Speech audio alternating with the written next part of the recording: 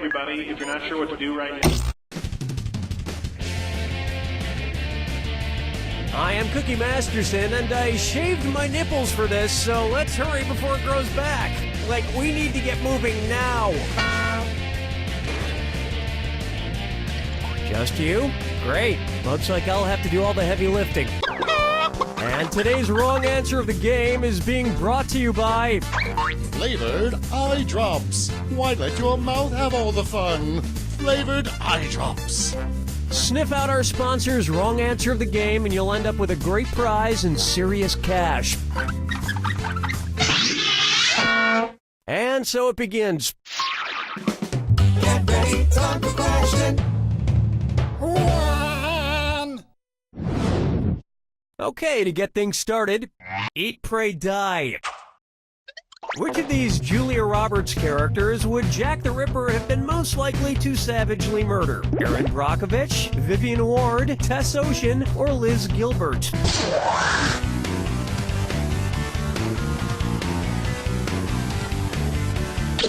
This answer is worth Ocean's 0. I so wanted you to pick this one.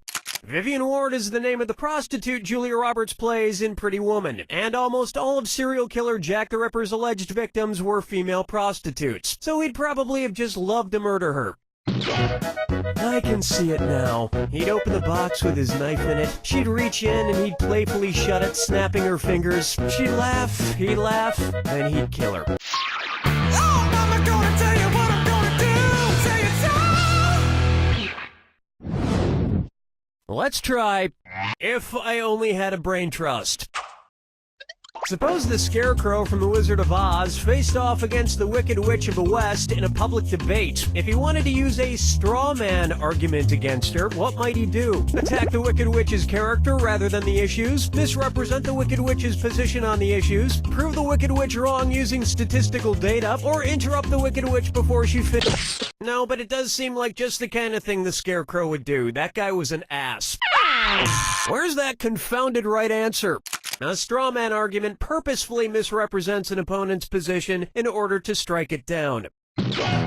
Here's how I would debate the Wicked Witch. Ladies and gentlemen, one of the two candidates you see here tonight is a Wicked Witch. Thank you, I yield the rest of my time. Dance with me, Disco 3. Here's one I like to call Getting Naughty. And this dis or dat leg's being tied up. I'm gonna read off 7 names, and for each one you tell me if it's the name of a necktie knot or the name of a sex position recommended by Women's Health magazine. If it's a necktie knot, press the square button. If it's a sex position, press the circle button. All right, let's get started. The Half Windsor, the Valedictorian, the Prince Albert, the Trinity, the Caboose, the Chairman, the Four in Hand. Oh, God, yes. My usual sex position is also the way I usually tie a tie, alone in front of a mirror.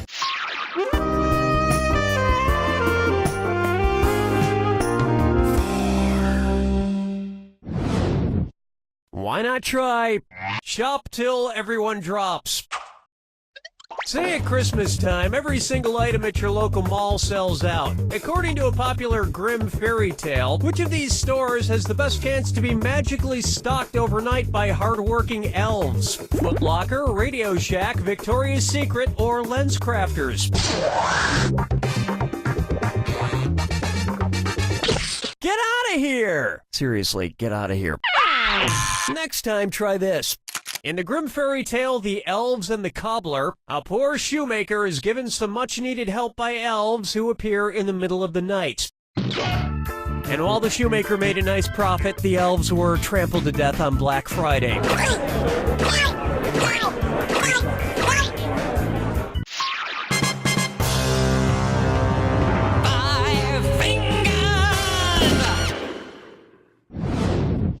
Coming up next, Okia Dokia. If you're driving between company headquarters, which trip should be the shortest? IKEA to Kia, Kia to Nokia, Nokia to IKEA, or IKEA, Nokia, and Kia headquarters are exactly the same distance apart.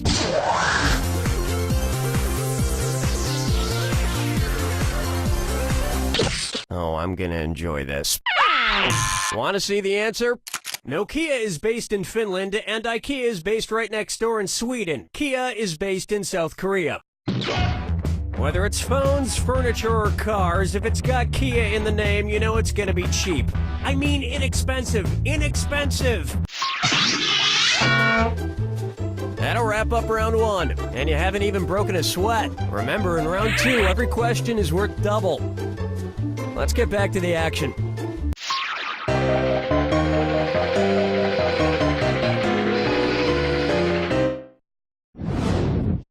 Say hello to... Muscle milk was a bad choice. Say the news team from the Anchorman films decides to run a relay race against a rival news team. If Ron Burgundy is his team's anchor, when will he run? Before Brick, Brian, and Champ? After Brick and Brian, but before Champ? Before Brian and Champ, but after Brick? Or after Brick, Brian, and Champ?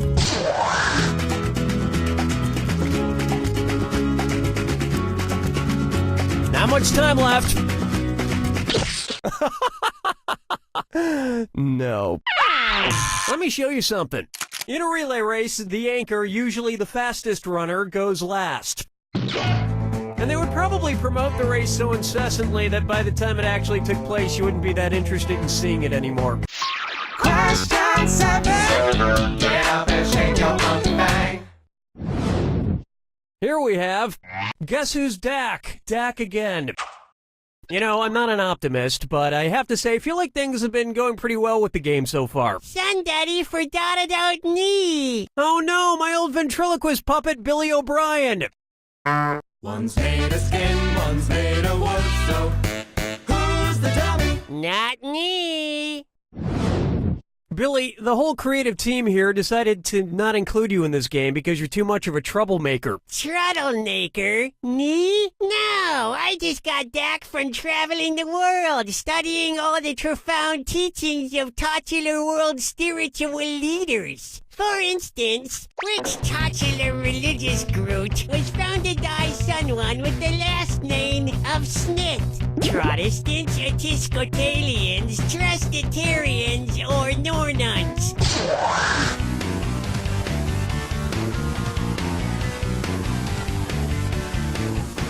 The Mormon religion was founded in the 1800s by Joseph Smith. In America.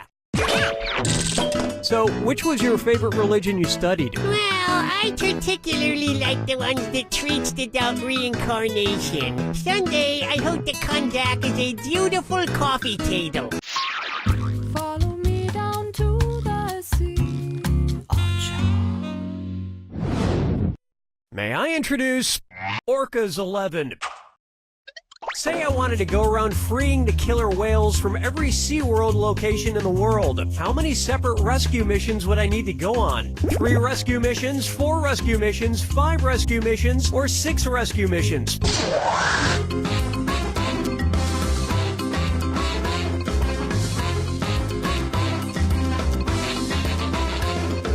Hello?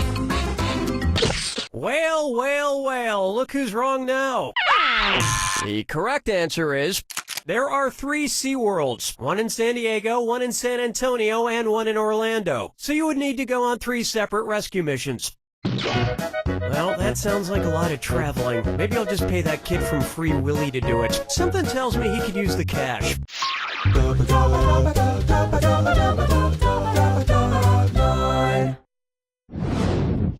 Here's one for you.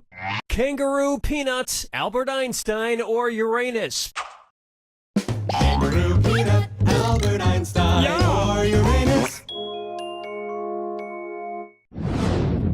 The name of Jeff Dunham's purple-skinned puppet. Kangaroo, Peanuts, Albert Einstein, or Uranus? His name is Peanut.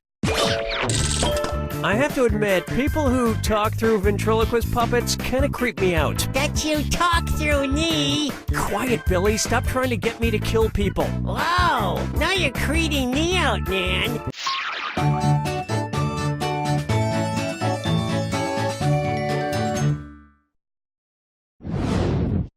I call this one the Midnight Run to the Bathroom. According to Henry Wadsworth Longfellow, how would Paul Revere secretly signal to you that he has to pee in the sea? I have to do a number 1 in a 1. I have to do a number 1 in a 2. I have to do a number 1 in a 3. Or, I have to do a number 2 in a 1.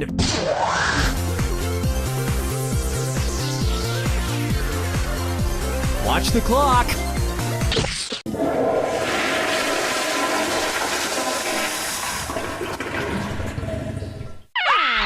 It's so obvious. According to Henry Wadsworth Longfellow's poem, Paul Revere's Ride, Paul's signal for the British was 1 if by land, 2 if by sea. And as we all know, a number 1 is a P. And Americans would have known about the British sooner if he hadn't stopped for a number 4. You don't even want to know what that is.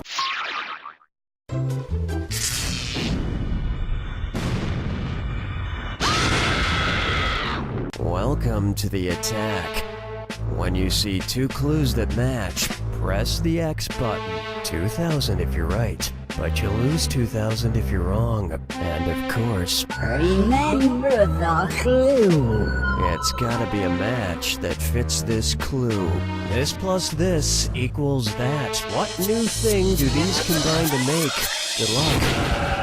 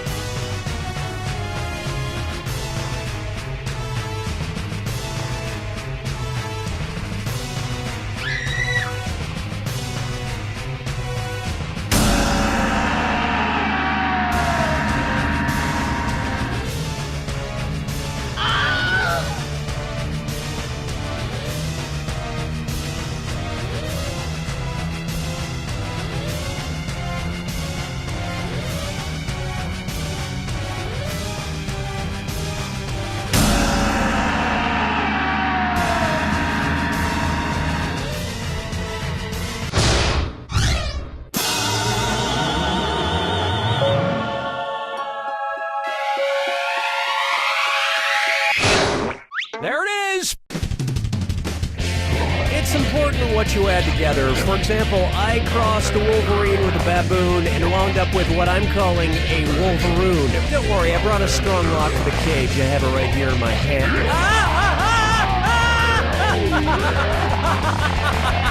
He's thinking my feet